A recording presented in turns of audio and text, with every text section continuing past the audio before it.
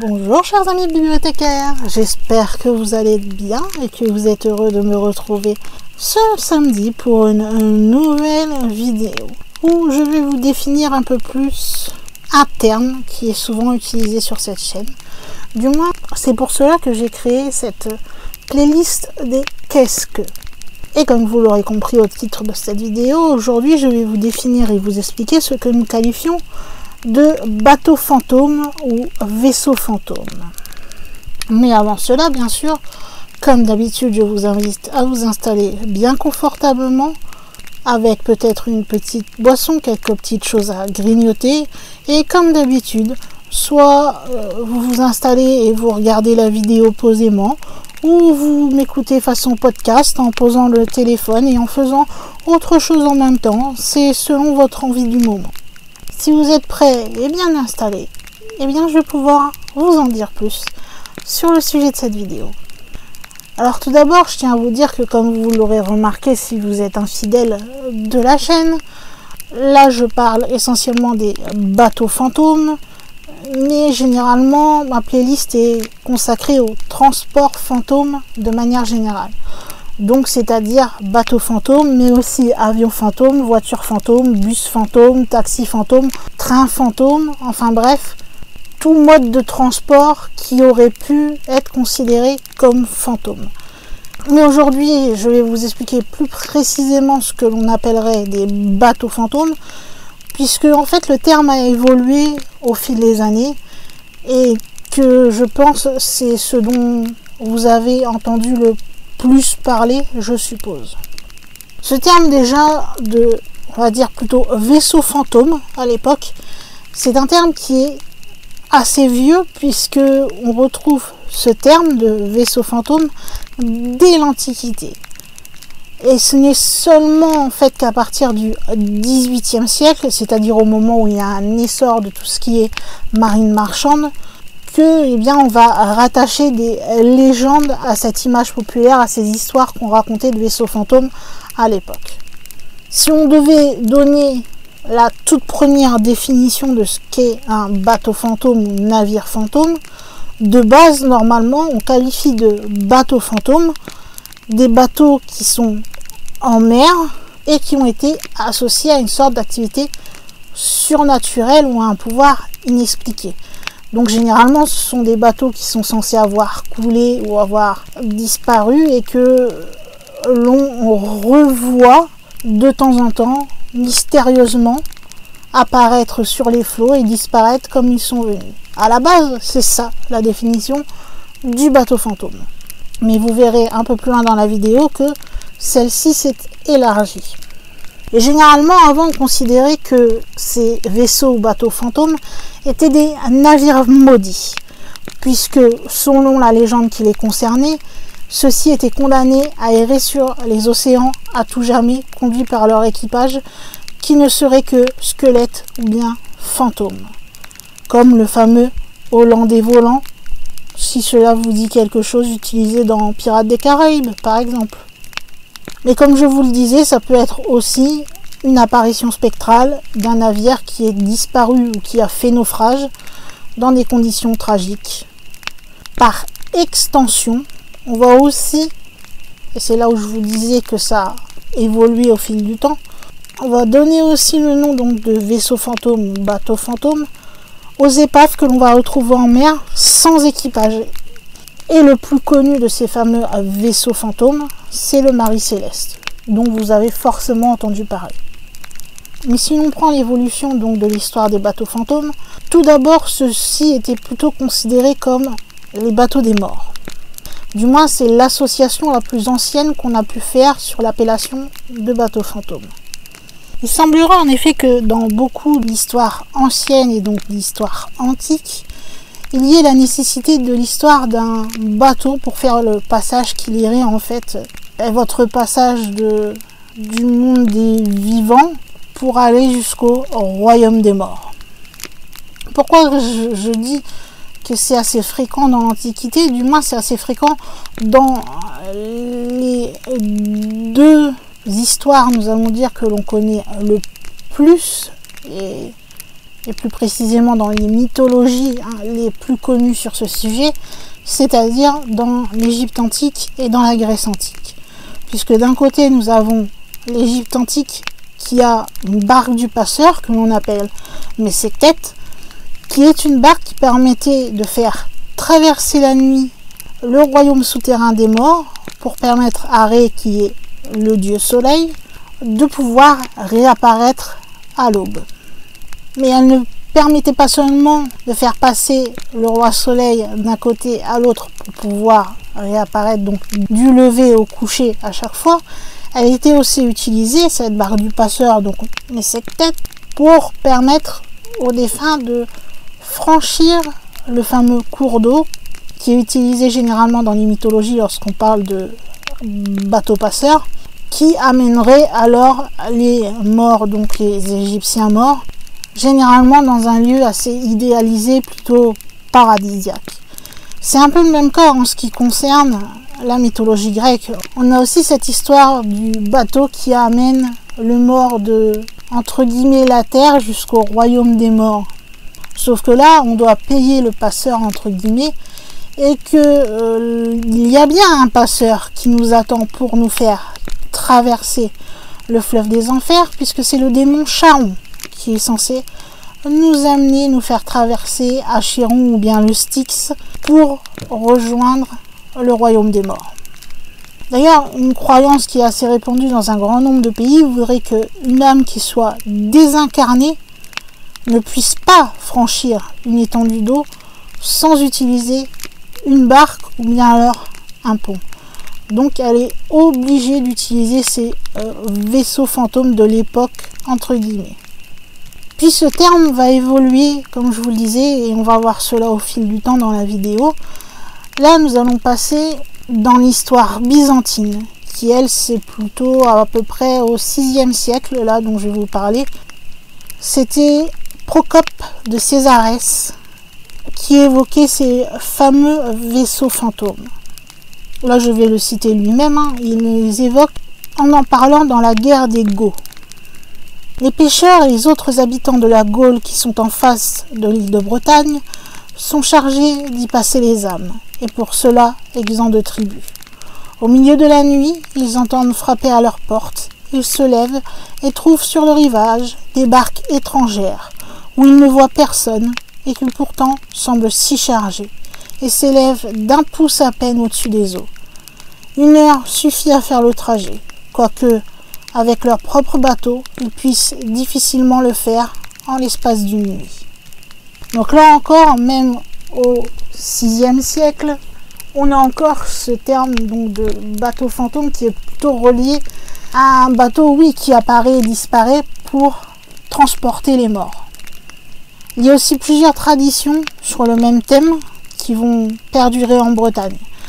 Par exemple, on a la lestre Anaon, ou Anaon. Je suis désolée, je ne parle pas breton, donc désolée si je prononce mal. Du Bag Ermarou, la barque des morts, ou Dubagnoz, le bateau de nuit. Le capitaine de ces fameux bateaux, c'est soit le premier, ou bien le dernier mort de l'année qui le dirige. Généralement, c'est soit un petit bateau ou une petite barque, ou bien alors, c'est un navire immense qui circule la nuit. Et ça, on en parle plus dans le golfe du Morbihan. Celui-ci serait condamné à errer jusqu'à la fin des temps, avec à son bord les âmes des pires criminels. Et ça, c'est pour vous parler des choses qu'on connaît un peu plus, nous, en France, puisque là, nous sommes en Bretagne. Mais sachez que on peut retrouver un peu partout en Europe des histoires de gigantesques navires qui errent sur les flots et qui servent en fait de paradis quelque part aux marins morts. Par exemple, on a le Rotherham-Ack en Irlande, le Meridian en Angleterre, le Réfanou dans le nord de l'Europe, ou bien encore le Chasse-Foudre et le Galipétan en France.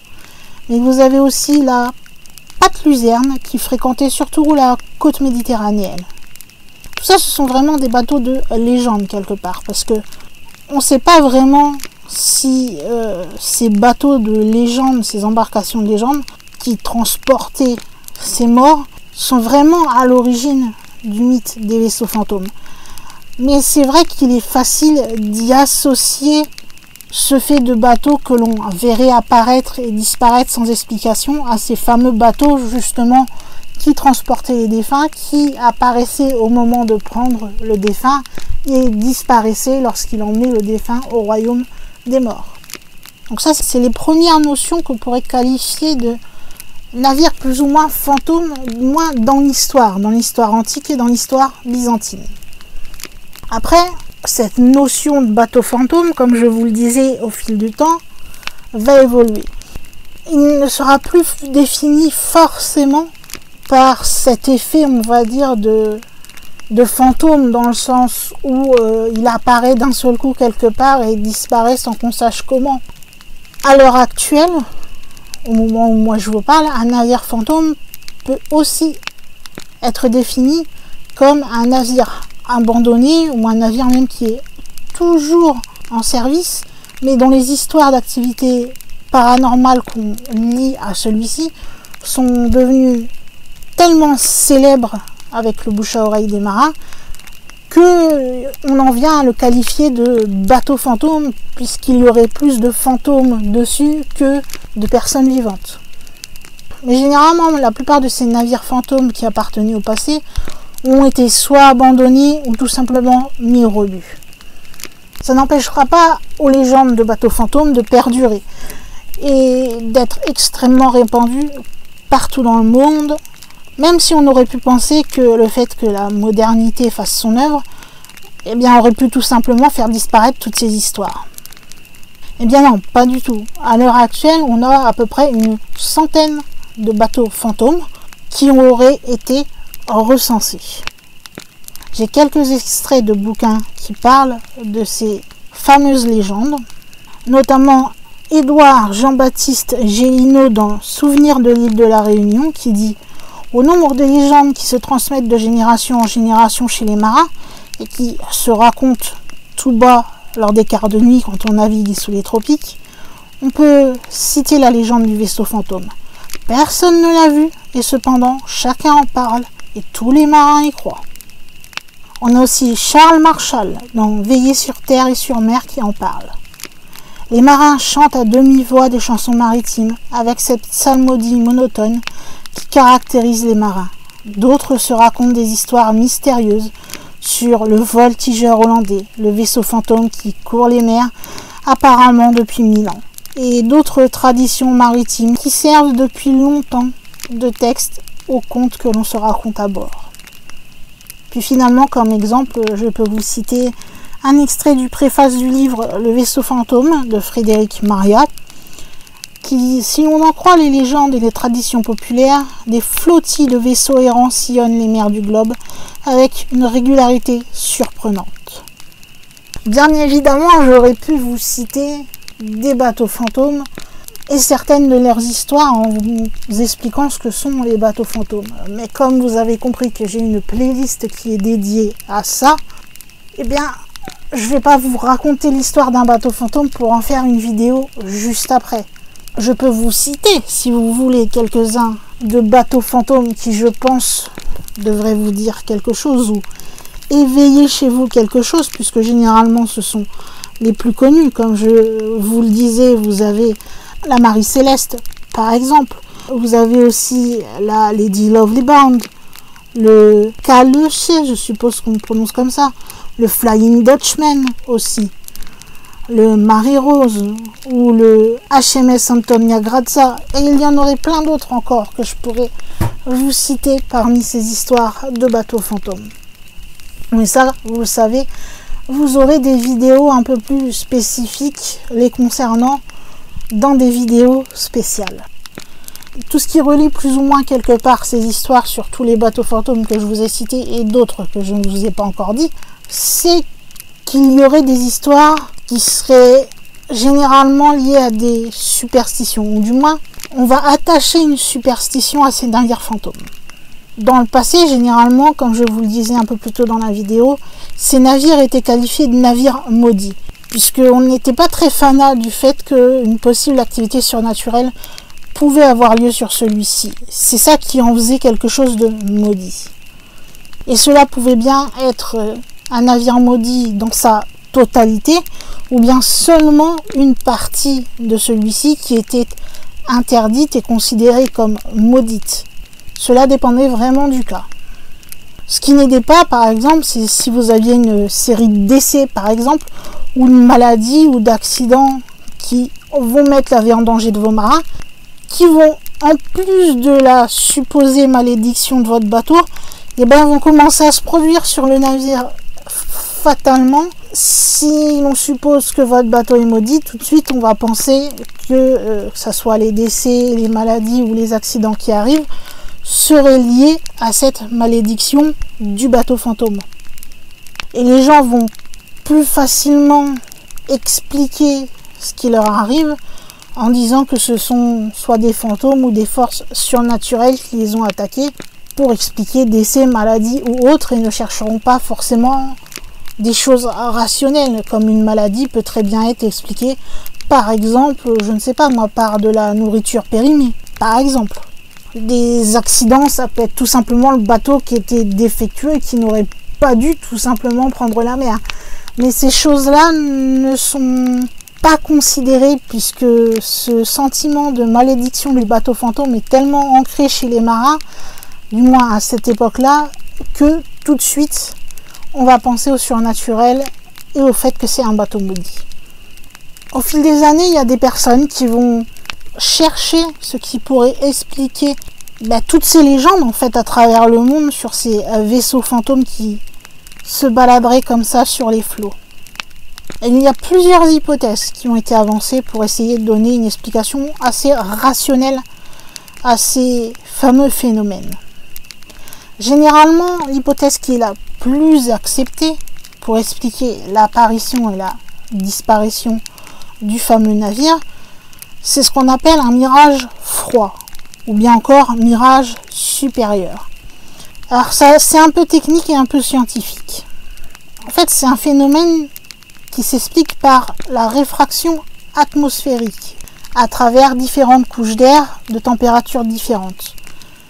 Vous croyez voir en fait le bateau à une certaine distance, mais cette réfraction vous fait voir à vous d'une autre façon, et quand celui-ci va bouger et ne sera plus dans cette réfraction, vous aurez l'impression qu'il a disparu. C'est juste que celui-ci ne sera plus dans cette fameuse zone de réfraction qui vous permettait de le voir. Je ne sais pas si je suis très clair, parce que je ne suis pas très doué pour les explications, même si je comprends moi-même ce que je veux essayer de dire, c'est un peu difficile à expliquer. Ce qui fait que vous, en le voyant, vous avez l'impression que oui, en effet, le bateau semble assez fantomatique et qu'il est apparu d'un seul coup et qu'il disparaît d'un seul coup. Mais c'est juste un mirage en fait, tout simplement. Après, il y a la luminosité de certaines apparitions, elle qui apparemment pourrait s'expliquer par le phénomène que l'on appelle le feu de Saint-Elme. C'est-à-dire qu'il y a une luminosité qui va être provoquée par une forte charge électrostatique, comme par exemple celle que l'on voit lors des orages avec les éclairs, si vous voulez, et qui va apparaître la nuit aux extrémités de la mâture d'un bateau. Cependant, généralement, quand même, si on en croit cette hypothèse et si on pense que c'est cela qui fait que l'on voit le bateau la nuit, ça implique quand même qu'il y ait un vrai bateau pour que cela se passe. Une autre théorie, quant à elle, voudrait que cette fameuse histoire du feu sur le navire ne serait en fait due qu'à une boule de gaz qui serait inflammable et possiblement émise d'une faille sous-marine pile à cet endroit. Et la troisième possibilité qui va être évoquée, c'est que tout simplement c'est une illusion d'un navire de feu qui serait due à une forme de vie marine phosphorescente qui vous ferait croire que vous voyez du feu, mais en fait c'est juste je sais qu'il y a des algues comme ça phosphorescentes qui existent, je ne sais plus où elles se trouvent, mais enfin ce serait des choses comme ça qui expliqueraient cette fameuse lumière. Et tout simplement l'explication la plus entre guillemets la plus bête et rationnelle que l'on puisse trouver, c'est que on se soit trompé, tout simplement, que les gens qui pensent avoir vu un bateau fantôme se soient juste trompés, c'est tout.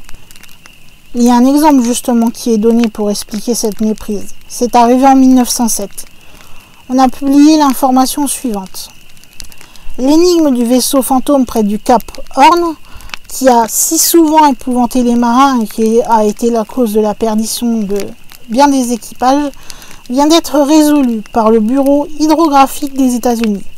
Des navires qui passaient par le Cap Horn pour se rendre d'Europe dans les ports d'Amérique orientale ont vu leur équipage souvent saisi par le spectacle d'un navire naufragé battu par les vagues. Le navire italien Couronne d'Italie essayait de porter secours au navire naufragé lorsqu'il a manqué de se perdre sur les rochers. Tout récemment, les officiers d'une barque norvégienne Serbia vont donner des détails sur ce vaisseau fantôme, toujours immuable, et leur description concordait entièrement avec celle des officiers italiens. Tout ceci va décider le gouvernement des États-Unis à approfondir et à chercher la clé du mystère. La commission du bureau hydrographique va alors découvrir que c'est tout simplement un rocher qui, éclairé d'une certaine façon, peut ressembler d'une manière assez frappante à un navire. Et donc ce serait ce fameux rocher qui ferait croire à un possible bateau fantôme et qui expliquerait la fameuse méprise. Cela a été publié dans le journal L'Écho du Merveilleux le 15 janvier 1907. Donc cela prouve que oui, il existe peut-être de réels bateaux fantômes dans le premier sens du terme. Après, des bateaux fantômes qui ont été bizarrement délestés de leur équipage, de leur capitaine sans explication, oui, ça il en existe, c'est sûr. Mais de bateaux fantômes dans le premier sens du terme, c'est-à-dire qui apparaît et disparaît sans explication, ou dont on pense encore voir la lumière ou entendre le chant des marins, on n'en est pas sûr que ça existe. On peut évoquer cette possibilité. Mais cela n'empêche que quelquefois, oui, il faut se rendre à l'évidence que les marins se racontant toutes ces histoires de bateaux fantômes, etc., avec ça en tête, quelquefois, prennent des choses qu'ils voient pour ce que ce n'est pas, tout simplement. C'est peut-être bête à dire, mais c'est bien à préciser aussi que des fois, il y a une explication bel et bien rationnelle derrière un supposé bateau fantôme. Comme je vous le disais, ensuite, vous avez des histoires de bateaux qui étaient partis avec équipage, capitaine, enfin tout ce qu'il faut à leur bord, et qui vont être retrouvés sans plus rien. Et des moments, on dirait même que c'est comme s'ils s'étaient évanouis, puisque des moments, il y a encore les assiettes sur la table, le cahier ouvert, comme si le capitaine était en train d'écrire quelque chose. Enfin, on ne croirait pas à un genre de branle-bas de combat qui a fait que ils ont dû quitter d'urgence le bateau ou je ne sais quoi. Des moments, rien ne laisse à penser ça, et là, ça devient un peu plus énigmatique. On peut évoquer certains exemples assez rapides. Par exemple, en octobre 1913, on a la presse dans de nombreux pays qui va commencer à parler d'une histoire qui est assez lugubre. À la base, cette histoire elle a été parue dans le quotidien anglais London Evening Standard. C'était dans son édition du 3 octobre 1913. On y parle du Maryborough.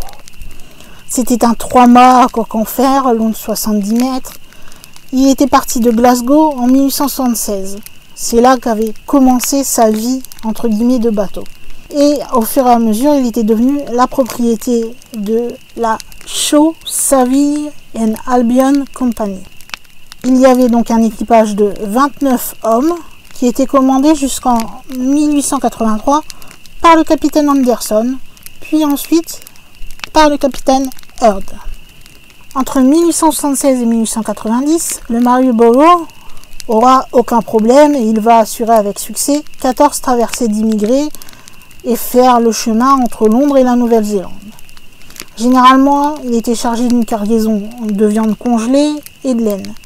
Il partait de Lyttelton, en Nouvelle-Zélande, lorsqu'il a été pour la dernière fois vu le 11 janvier 1890. parce que la Nouvelle-Zélande ne le reverra plus. Le dernier signe que l'on aura de lui, ce sera le 13 janvier, et il disparaîtra sans laisser de traces. Et selon l'article publié dans ce quotidien anglais, on aurait retrouvé ce bateau 23 ans plus tard, en 1913, totalement recouvert de moisissures vertes et dans des circonstances qui étaient particulièrement tragiques. Voici par exemple un extrait de ce que l'on pouvait trouver dans un journal français qui était le supplément illustré du Petit Journal, qui date du 19 octobre 1913. Un navire anglais se rendant à Lyttelton a fait à Punta Arenas, près du Cap Horn, une découverte macabre. Il a aperçu un navire qui semblait désemparé. Aucune réponse n'étant faite à ses signaux, il s'est approché. Des matelots ont pénétré à bord de ce navire. Ils y ont trouvé 20 squelettes humains. Le bateau portait le nom de Maryborough. Il venait du port de Glasgow. Or, en 1890, un voilier de ce nom qui se rendait au Chili fut aperçu pour la dernière fois auprès du détroit de Magellan, puis on demeura sans aucune nouvelle de lui et il fut classé comme perdu. Ceci n'est bien sûr qu'un exemple que l'on va qualifier de vaisseau fantôme moderne, entre guillemets. Puis c'est compliqué avec l'évolution du nom vaisseau fantôme, comme vous l'avez compris, qui peut différer selon les années. Mais en tout cas, en ce qui concerne le Maryborough, tout ce qu'on sait, c'est qu'il y a des détails qui sont assez peu vraisemblables. Si on a un exemple qui est donné, c'est le fait que le Cap Horn, c'est une région qui est particulièrement exposée à des tempêtes. Donc il est très peu probable qu'une épave abandonnée ait pu résister aux éléments et revenir comme ça et être retrouvée totalement intacte 23 ans plus tard. D'ailleurs, la presse néo-zélandaise va considérer que ce récit était tout simplement faux dès 1914. Il y a même eu une autre version de ce récit qui a été publiée en 1929, où la découverte macabre, elle, aurait été faite en 1899 et par un autre navire. Mais jamais 203, puisqu'il y a aussi une troisième variante qui a été publiée, elle, plus récemment, en 2006, qui dit que c'est un bateau de la Royal Navy qui aurait abordé l'épave. Du coup, cela en vient à penser que cette histoire du Maryborough ne serait qu'une histoire qui a été imaginée à partir d'un récit qui aurait été relaté en 1912 par quelque chose qui est réellement arrivé et qu'avait raconté le capitaine Thomas Sidney Bowley à cette époque. Donc vous voyez, dans ces histoires de bateaux fantômes, on est bien entre le mythe, la réalité, que dire, que choisir. Ce n'est pas évident. Après, comme je vous le disais, ce dont on est un peu plus sûr, par contre, ce sont les histoires des bateaux qui sont, on va dire, abandonnés ou en perdition, qui eux existent bel et bien et que l'on qualifie de bateaux fantômes. C'est à partir du XVIIIe siècle d'ailleurs que on a pu remonter d'ailleurs grâce aux archives pour trouver de nombreux navires qui ont été abandonnés en haute mer pour leur équipage et cela pour différentes raisons. On n'a pas pu remonter avant tout simplement puisque les archives ne le permettaient pas, c'est tout. Des fois, généralement, l'abandon était tout à fait explicable, comme je l'ai dit. Et des fois, l'abandon était assez énigmatique au final. Dans les causes qui sont explicables que le navire était abandonné, par exemple, c'est que celui-ci pouvait commencer à couler ou qu'il y avait un incendie qui était déclenché. Donc du coup, ça a expliqué le fait qu'il se retrouve en bateau fantôme puisque l'équipage a pris la fuite, ce qui est totalement logique. Vous n'allez pas rester dans votre bateau s'il est en train de couler ou en train de prendre feu, on est bien d'accord. Il arrive aussi que ce soit à certaines époques, plus qu'à d'autres bien sûr, des maladies comme le choléra ou la peste qui vont expliquer que il n'y ait plus personne à bord au moment où on retrouve le navire. Ça n'empêche que généralement il y ait une explication possible ou que cela reste énigmatique, on va avoir tendance à qualifier ces bateaux de bateaux fantômes ou vaisseaux fantômes. D'ailleurs, c'est tellement répandu qu'à la fin du 19e siècle, le bureau hydrographique de Washington aux États-Unis va décider de créer un service spécial qui sera chargé de recenser toutes les épaves errantes. Et si l'on en croit ce nouvel organisme, donc, il y avait, à l'époque de sa création, à peu près une vingtaine d'épaves qui étaient à flot en permanence sur les grandes routes maritimes de l'Atlantique Nord. Ce qui faisait que cela pouvait occasionner à peu près 200 à 230 rencontres à haut risque chaque année avec d'autres bateaux. Et cela va quelque part empirer puisqu'il y en aura de plus en plus, et à tel point que l'administration américaine va créer l'USCGC Seneca en 1908. C'est un navire qui va être spécifiquement destiné à couler les navires qui justement errent sur les flots et qui pourraient créer des incidents graves avec d'autres navires qui eux font juste leur boulot pour le coup et qui suivent la route qu'on leur a donnée. Et comme je vous le disais, il y aurait plein d'exemples de ce genre de navires justement abandonnés ou errants pour, comme je le disais encore une fois, des causes tout à fait explicables, comme des plus énigmatiques, mais pas forcément surnaturelles ou paranormales, qui vont être quand même qualifiés de vaisseaux fantômes. Là où c'est un peu plus intriguant, c'est quand l'équipage disparaît d'une manière qui n'est pas justement explicable. Généralement, on se pose la question, par exemple, quand l'équipage a disparu, comme je vous le disais, et que tout est intact dans le bateau, donc que cela ne montre pas qu'il y a eu un branle-bas de combat général pour essayer de s'enfuir, qu'on ne voit aucun dégât sur le bateau, que tous les canaux de sauvetage sont encore là, ou du moins ce qui leur servait de canaux de sauvetage, je ne sais pas exactement à certaines époques comment ça fonctionnait, mais ce qui leur a permis de fuir est toujours là, mais eux, ils ne sont pas là. Et ça, c'est déjà arrivé aussi dans l'histoire. C'est pour cela que l'on sait que, en effet, dans la majorité des cas, ce sont des explications tout à fait rationnelles qui expliquent que le bateau soit actuellement errant sur les mers et considéré comme un bateau fantôme, puisque généralement, soit tout l'équipage ou une partie a réussi à s'en sortir, mais il y a quand même une infime partie qui sont ces fameux bateaux, on ne sait pas pourquoi ils ont été abandonnés. Et à l'heure actuelle, qui reste encore une totale énigme. Et vous vous doutez que c'est ceux-ci, quelque part, qui sont les plus intéressants et qui laissent la porte ouverte à beaucoup d'hypothèses.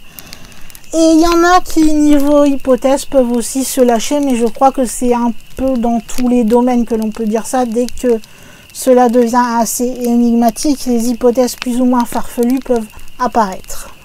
En tout cas, j'espère que vous aurez compris, parce que c'est pas évident, vu le niveau de classification de bateaux fantômes, d'essayer de vous expliquer ça clairement, que au fil des années, en fait, au fil de l'histoire, tout simplement, la qualification de bateau fantôme aurait évolué. On pense au tout départ que ce serait lié au fait à l'apparition et disparition de ces fameux bateaux des morts qui emmenaient l'âme des défunts jusque l'autre côté dans le royaume des morts. Puis après, on en est amené à penser que c'était des choses qui étaient liées à du paranormal. Donc soit que le bateau était maudit ou bien un bateau qui avait fait naufrage qui, comme par hasard, on voyait, qui apparaissait et disparaissait sans aucune explication jusqu'à la définition actuelle qui s'est élargie en incluant dans ces vaisseaux fantômes ou bateaux fantômes les vaisseaux tout simplement que on retrouve sans plus aucun équipage à bord, que ce soit, comme je vous le disais, pour la plupart pour des explications qui sont tout à fait basiques et qui ont été rapportées par les marins eux-mêmes et dont une partie reste encore à l'heure actuelle énigmatique. Mais en gros, si on peut résumer en gros vite fait ce que sont les bateaux fantômes, c'est un peu cette évolution-là que ça... Donc aujourd'hui, on peut qualifier de bateau fantôme aussi bien ce fameux bateau qui servait de passage aux morts, comme les bateaux réellement fantômes, qui apparaissent, disparaissent, mais aussi les bateaux que l'on retrouve sans équipage. Et vous inquiétez pas, vous savez que j'ai un petit cahier où quand j'apprends 2-3 trucs, je note dessus selon les playlists qui sont faites sur la chaîne. Et j'ai pas mal... j'ai plus de bateaux fantômes que d'autres transports. Mais vous aurez d'autres histoires de bateaux fantômes qui devront arriver sur la chaîne comme des trains fantômes, comme des voitures fantômes, des avions fantômes, etc. Parce que j'en englobais tout dans la même playlist, c'était plus simple. Et pour terminer, je vais quand même vous donner quelques petits exemples pour vous montrer que ça quand même fait parler pas mal et ça intéresse pas mal ces histoires de bateaux fantômes. C'est au niveau culturel. On a beaucoup d'exemples où on utilise ces histoires de bateaux fantômes. Mais je vous dis vraiment, il y en a beaucoup, hein, mais je vais essayer de vous dire un ou deux dans chaque catégorie culturelle qui va être abordée. Comme par exemple, vous pouvez avoir au niveau de l'opéra, le vaisseau fantôme par Wagner, par exemple. Ou bien encore, le vaisseau fantôme ou le maudit des mers, qui est un opéra de Pierre-Louis Dietsch, qui a été créé en 1842. Vous avez des poésies, enfin, surtout un poème qui s'appelle Le vaisseau fantôme et qui a été écrit par Alexandru Macedonski, qui est roumain, et qui a été publié en 1885. Au niveau de la littérature, on a bien sûr beaucoup plus de livres qui parlent de vaisseaux fantômes, mais pour vous en citer quelques-uns, vous avez par exemple un roman d'Albert Tast, je suppose qu'on le prononce comme ça, qui s'appelle tout simplement Le vaisseau fantôme, qui a été publié en 1960. Un peu plus vieux, vous avez Le vaisseau fantôme aussi, également écrit par Frédéric Maria, publié en 1839. Si on se rapproche un peu plus de nous, on a L'Assassin royal de Robin Hobb, qui a été publié en 1995, et vous en avez bien sûr des dizaines d'autres comme ça. Mais il n'y a pas que les romans, puisque la bande dessinée aussi les évoque. Par exemple, si on en revient à la BD de notre enfance, vous avez une histoire de Picsou, Donald, Riri, Fifi et Loulou qui s'appelle Le secret du Hollandais volant, par exemple. Vous avez également De Cap et de Croc, de Alain Hérol et Jean-Luc Masbou. Il y a même 2 épisodes du Surfeur d'argent qui sont parus en 1969, où celui-ci va se battre contre le Hollandais volant. Mais ce n'est pas tout, et non. Et pourtant, comme je vous le dis, je ne vous cite que quelques exemples, puisqu'il y en a beaucoup plus que ça. Vous avez des attractions au niveau des parcs qui sont dédiées aux Hollandais volants, mais surtout une attraction, là, dans ce cas-là, il n'y en a qu'une, qui est des Vliegende Hollander au parc Efteling aux Pays-Bas. On va pas oublier les films et les séries télévisées. Bon, bien sûr, je pense que, comme exemple que tout le monde connaît, je peux vous citer le film Pirates des Caraïbes, avec le fameux Hollandais volant. Je crois que vous le connaissez tous. Mais vous avez aussi, par exemple, Le vaisseau de l'angoisse, qui est un peu plus un film d'horreur, qui personnellement, moi j'aime bien, et qui est sorti en 2003. Cela, c'était 2 films, pour vous citer un exemple. Mais au niveau série, pour vous citer une série que j'aime bien, vous avez Le vaisseau fantôme, qui est le titre d'un épisode de la saison 3 de la série Supernatural. Et même les Simpsons vont évoquer dans leur épisode Histoire d'eau les fameux vaisseaux fantômes. Et pour terminer, vous avez aussi leur présence dans les jeux vidéo, notamment un vaisseau fantôme qui va faire une apparition dans The Legend of Zelda The Wind Waker, ou bien la légende du vaisseau fantôme de Laurent de Medan, qui fait partie intégrante du jeu d'horreur Man of Medan, qui est sorti récemment, puisqu'il est sorti en 2019. Voilà un peu ce que je pouvais vous dire sur l'utilisation de ces fameux bateaux fantômes, vaisseaux fantômes dans la culture. Après, je vous ai déjà fait rapidement une explication de ce que l'on qualifiait de vaisseau fantôme, et tout ce que l'on sait quelque part, c'est que malheureusement dans ces récits, on sait que certains sont vrais, que d'autres sont faux, que certains accidents restent encore inexpliqués à l'heure actuelle, que d'autres histoires de vaisseaux fantômes sont plus liées, on va dire, à la croyance, puisque on va plus, comme je vous l'ai expliqué dans la vidéo, on va on va avoir plutôt envie de croire que ce sont des forces surnaturelles, comme l'histoire du fait que qualifier un vaisseau fantôme de navire maudit fait que tout ce qui se passe dessus, les maladies, tout ça, sont surnaturels, au lieu de chercher des explications rationnelles. Mais bon, ça n'empêche que même si les explications sont rationnelles, même ceux-ci sont qualifiés de vaisseaux fantômes. Donc, quelle que soit l'histoire, qu'elle soit réelle ou pas, qu'elle soit explicable ou encore énigmatique, ça n'empêche, comme vous l'avez vu, et encore je ne vous ai cité que quelques exemples de la culture populaire, que ces histoires de bateaux fantômes, navires fantômes, vaisseaux fantômes, ça dépend comment vous voulez l'utiliser ce terme, eh bien toutes ces histoires, elles continuent encore à l'heure actuelle d'intriguer les gens. Puisque généralement on aime bien y mettre ces fameuses intrigues mystérieuses et toutes les choses inexpliquées qui y sont reliées. Et c'est ce qui fait quelque part que ça arrive à nos oreilles et que beaucoup de gens ont entendu parler d'histoires plus ou moins connues de navires fantômes qui seraient encore en train de se balader en mer actuellement. Donc voilà tout ce que je pouvais vous dire en ce qui concerne les bateaux fantômes. J'ai essayé comme je pouvais d'être le plus clair possible. Ce qui est assez difficile pour quelqu'un comme moi qui, comme vous l'aurez remarqué au fur et à mesure si vous commencez à me connaître, a tendance un peu à parler beaucoup et à partir dans un sens puis dans l'autre. Des moments c'est difficile de me cadrer, en tout cas j'espère que vous aurez compris en majorité ce qu'on qualifiait de vaisseau fantôme dans cette vidéo et qui explique donc le thème d'une de mes playlists sur la chaîne. En tout cas, si vous avez aimé cette vidéo, vous savez que vous pouvez me le dire en commentaire si vous avez appris certaines choses.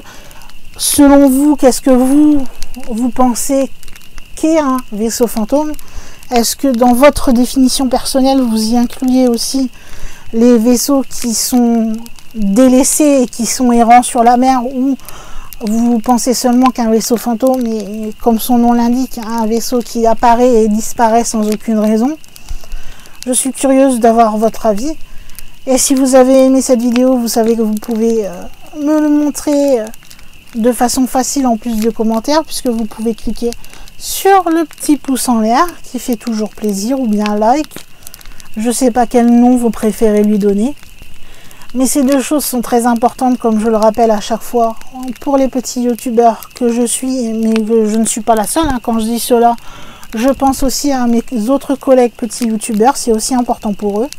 Et si vous découvrez cette chaîne, eh bien sachez que, vous l'aurez vu au titre, je parle de surnaturel dans son large éventail. Donc j'évoque beaucoup de thèmes différents qui concernent le surnaturel, qui peut aussi bien passer de la mythologie aux hantises, aux fantômes, aux objets maudits, en passant par justement les vaisseaux fantômes, les histoires paranormales de façon générale, les créatures fantastiques, et j'en passe et j'en passe.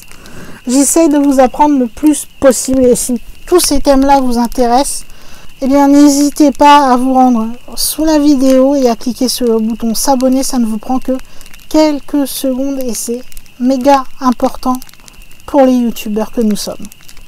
Et normalement, si vous vous êtes abonné, vous avez dû voir apparaître une petite cloche. Et bien celle-ci vous permet d'être averti par YouTube dès qu'une vidéo sera publiée. Pour cela, c'est simple, vous cliquez sur la petite cloche, vous couchez toutes les notifications, ce qui signifie que vous voulez recevoir toutes les notifications qui sont liées à ma chaîne. Comme ça, dès qu'une vidéo est publiée, YouTube se charge de vous prévenir en vous envoyant une notif. Vous n'aurez plus qu'à cliquer sur celle-ci et vous aurez directement accès à la vidéo. C'est aussi simple que ça. Donc n'oubliez pas de le faire, c'est ce qu'il y a de plus simple.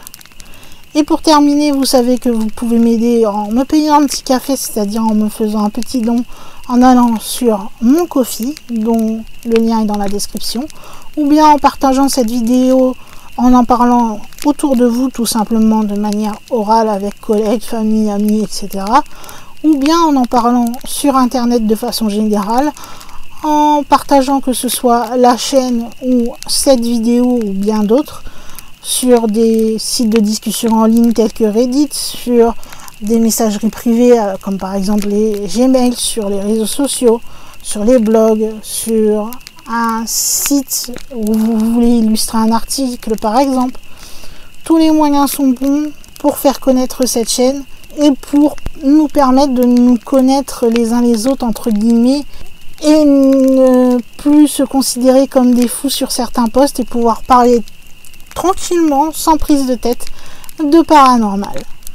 Eh bien, je crois qu'il va être temps, après cette longue vidéo, de mettre un point final à ce long chapitre concernant qu'est-ce que sont les vaisseaux fantômes, de fermer le livre et bien sûr de le ranger dans la bibliothèque jusqu'à sa prochaine utilisation, et qu'il va être également temps pour moi, en tant que gardienne de la bibliothèque, de fermer les portes de celle-ci, de vous souhaiter un bon week-end à tous et de vous dire à la semaine prochaine pour de prochaines vidéos.